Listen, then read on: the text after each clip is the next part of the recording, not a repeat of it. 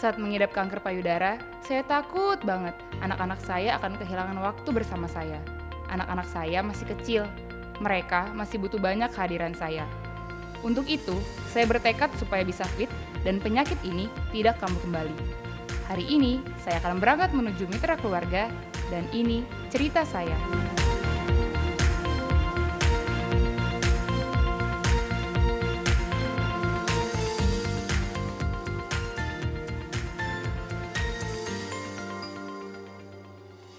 Nama saya Rina, usia 33 tahun.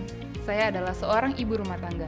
Setelah sebelumnya melakukan operasi kanker payudara dan menjalani kemoterapi, hari ini saya ingin melanjutkan proses penyembuhan saya di Onkologi dan Radioterapi Center Mitra Keluarga Bekasi Timur.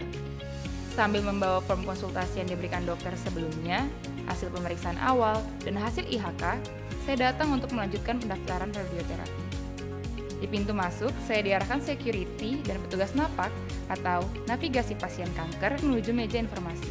Petugas napak akan membantu semua pasien untuk mempersiapkan diri dalam menjalani tahapan-tahapan pemeriksaan dan terapi. Setelah menyampaikan tujuan dan semua dokumen saya dicek, saya diarahkan untuk mengambil tiket pendaftaran dibantu oleh security. Setelahnya, dilanjutkan dengan proses pendaftaran dan foto identifikasi oleh perawat. Kemudian, saya dipandu untuk melakukan asesmen. Perawat mengukur tensi, suhu, dan saturasi oksigen saya. Kemudian saya ditanya, apakah memiliki alergi obat, alergi makanan, atau punya faktor-faktor risiko seperti hipertensi, diabetes, jantung, dan lain-lain. Tidak menunggu lama, saya dipersilakan masuk ke ruangan dokter untuk melakukan pemeriksaan. Dokter menjelaskan rencana dan target pengobatan saya. Saya juga diperiksa apakah ada penyebaran kanker sebelumnya ke daerah ketiak. Dokter menjelaskan, untuk pasien kanker payudara seperti saya, maka tipe radiasi yang akan dilakukan adalah radiasi eksternal sebanyak 25-30 kali tindakan penyinaran. Setelah selesai berkonsultasi dengan dokter dan dinyatakan siap untuk tindakan, kemudian saya melakukan pendaftaran lagi untuk proses CT simulator dengan kontras dan cek lab untuk melihat kadar ureum kreatinin dalam darah.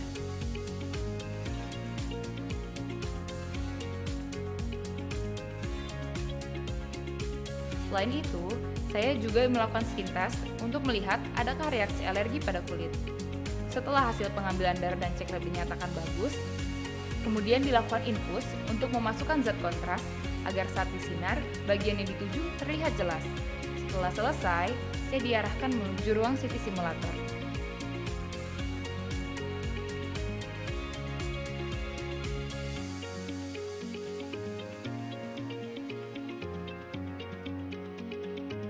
Saya diberi edukasi mengenai seperti apa proses yang akan berjalan.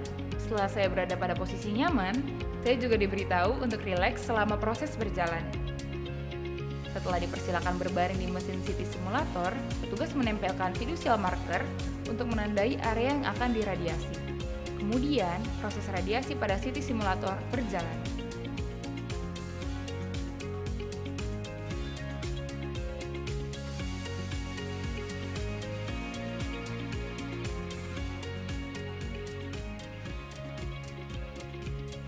Setelah proses selesai, petugas menghampiri saya untuk menempelkan skin mark di tubuh saya. Petugas menegaskan agar saya tidak melepaskan atau menghilangkan marker pada tubuh selama menjalani radioterapi. Jika hilang, maka tidak boleh digambar sendiri. Setelah itu, hasilnya akan diproses di ruang TPS atau Treatment Planning System. Setelah dilakukan CT simulator, dokter akan menggambar target radiasi dan organ sehat sekitar target radiasi yang selanjutnya akan dilakukan planning radiasi oleh tim fisika medik.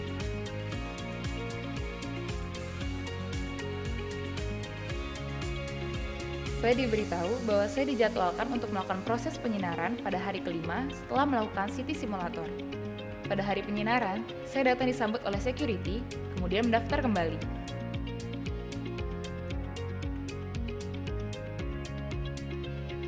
Setelah melakukan cek tensi, nadi, suhu, dan saturasi, saya diarahkan untuk berganti pakaian.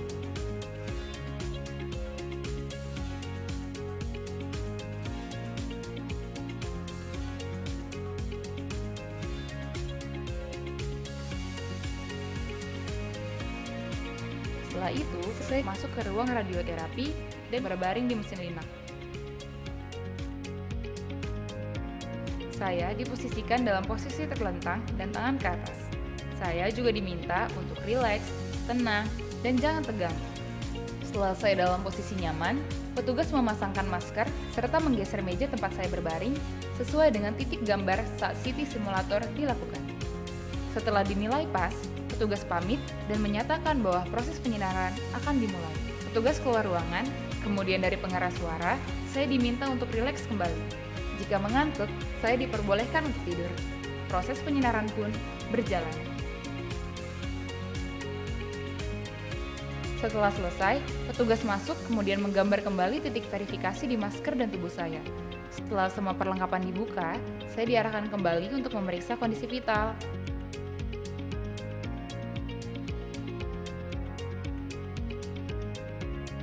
Setelah dinyatakan bahwa kondisi saya baik, saya diperbolehkan pulang untuk beristirahat. Evaluasi berkala dilakukan setiap minggu setelah 5 kali penyinaran.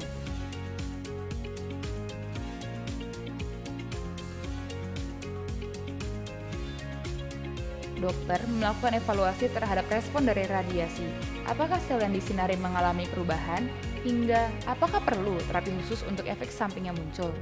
Kulit memerah, kemudian semakin lama menghitam, lecet, dan terkelupas di sekitar area yang diradiasi. Pada konsultasi setelahnya, saya mendapatkan perawatan luka dan pemberian obat untuk luka tersebut. Dari apa yang saya rasakan, luka yang muncul bukanlah luka bakar yang melepuh dan melebar kemana-mana.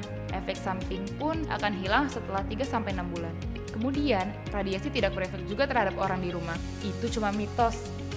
Setelah selesai menjalani radioterapi selama kurang lebih 1 bulan, saya dinyatakan dalam kondisi baik dan fit karena tidak ditemukan perkembangan sel kanker sebelumnya yang menyebabkan kekambuhan. Akan tetapi, saya tetap harus kontrol secara berkala. Pada awal setelah radioterapi, saya wajib kontrol kembali per 2 atau 3 bulan. Jika pada saat konsultasi keadaan saya dinilai bagus, maka intensitasnya akan semakin jarang. Selain itu, juga ada pemeriksaan-pemeriksaan yang dilakukan tiap per 6 bulan atau sekali setahun. Tidak hanya dengan dokter radioterapi, tetapi juga dengan dokter kemoterapi atau bahkan dokter yang melakukan operasi sebelumnya. Tujuannya agar kondisi saya bisa dilihat secara komprehensif dan multidisiplin. Radioterapi saat ini sudah sangat berkembang dengan adanya teknik VMAT, di mana radioterapi dilakukan sambil alat berjalan. Jadi manfaat ke tumornya lebih baik dan lebih akurat, sehingga waktu yang dibutuhkan untuk treatmentnya lebih singkat. Satu sesi hanya butuh waktu 10 menit. Perlu kita pahami dengan alat radioterapi yang modern pun, itu akan mengenai jaringan yang lain seperti misalnya kulit. Jadi kita sebut therapeutic ratio, yaitu kita memberikan dosis radiasi setinggi-tingginya untuk jaringan tumor, dan dosis sekecil-kecilnya untuk jaringan sehat sekitarnya. Saya senang banget bisa ditangani langsung oleh ahlinya, didampingi serta diberikan semangat untuk menjalani proses radioterapi hingga saya bisa beraktivitas menemani tumbuh kembang anak-anak saya. Semoga cerita saya bisa menjadi informasi dan suntikan semangat untuk siapapun di luar sana. Terima kasih, salam sehat untuk sahabat Mika. Mitra Keluarga, Life, Love, Laughter.